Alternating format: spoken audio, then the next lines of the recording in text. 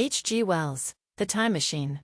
Chapter 1. The time traveler was expounding a recondite matter to us. His pale gray eyes shone and twinkled, and his usually pale face was flushed and animated. The fire burnt brightly, and the soft radiance of the incandescent lights and the lilies of silver caught the bubbles that flashed and passed in our glasses. There was that luxurious after-dinner atmosphere, when thought runs gracefully free of the trammels of precision. He put it to us in this way, marking the points with a lean forefinger, as we sat and lazily admired his earnestness over what we thought was a paradox.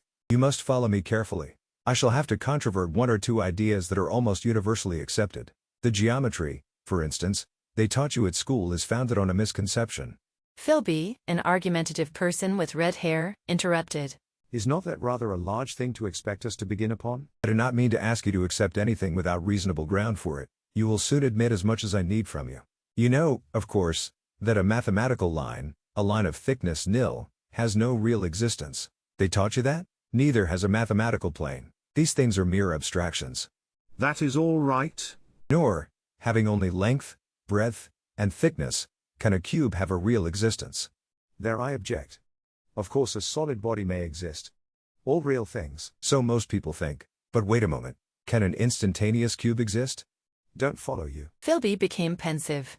Can a cube that does not last for any time at all have a real existence? We all paused, pondering over his question.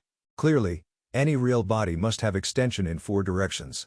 The very young man, who had been fiddling with his cigar, spoke up, somewhat distracted. That, very clear indeed. Now, it is very remarkable that this is so extensively overlooked. Really, this is what is meant by the 4th dimension, though some people who talk about the 4th dimension do not know they mean it. It is only another way of looking at time. There is no difference between time and any of the 3 dimensions of space except that our consciousness moves along it. But some foolish people have got hold of the wrong side of that idea. You have all heard what they have to say about this 4th dimension? I have not. It is simply this, that space, as our mathematicians have it, is spoken of as having 3 dimensions, which one may call length, breadth, and thickness, and is always definable by reference to 3 planes, each at right angles to the others. But some philosophical people have been asking why 3 dimensions particularly, why not another direction at right angles to the other 3, and have even tried to construct a 4-dimensional geometry. Professor Simon Newcomb was expounding this to the New York Mathematical Society only a month or so ago. You know how on a flat surface, which has only 2 dimensions, we can represent a figure of a 3-dimensional solid, and similarly, they think that by models of 3 dimensions they could represent one of 4, if they could master the perspective of the thing. See? I think so. The provincial mayor knitted his brows and lapsed into an introspective state. His lips moved as though he were repeating mystic words. Yes, I think I see it now. Well, I do not mind telling you I have been at work upon this geometry of 4 dimensions for some time. Some of my results are curious. For instance, here is a portrait of a man at 8 years old, another at 15, another at 17, another at 23, and so on. All these are evidently sections, as it were, 3-dimensional representations of his 4-dimension being, which is a fixed and unalterable thing. The time traveler paused, allowing time for us to digest this. Scientific people know very well that time is only a kind of space. Here is a popular scientific diagram, a weather record. This line I trace with my finger shows the movement of the barometer. Yesterday it was so high. Yesterday night it fell. Then this morning it rose again, and so gently upward to here.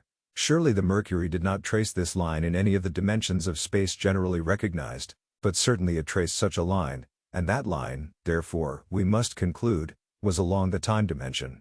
But if time is really only a 4th dimension of space, why is it, and why has it always been, regarded as something different?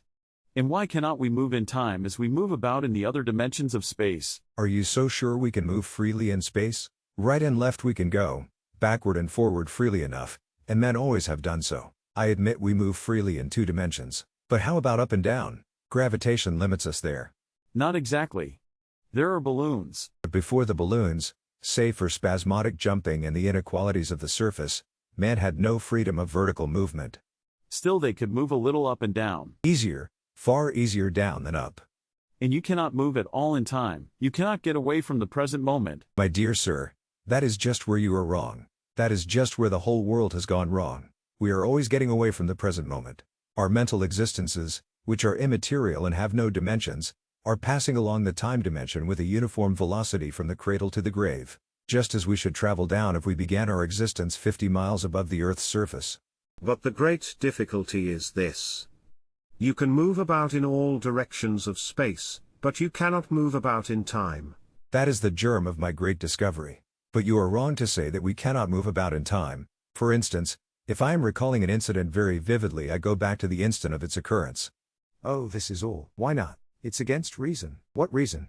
You can show black is white by argument, but you will never convince me. Possibly not, but now you begin to see the object of my investigations into the geometry of 4 dimensions.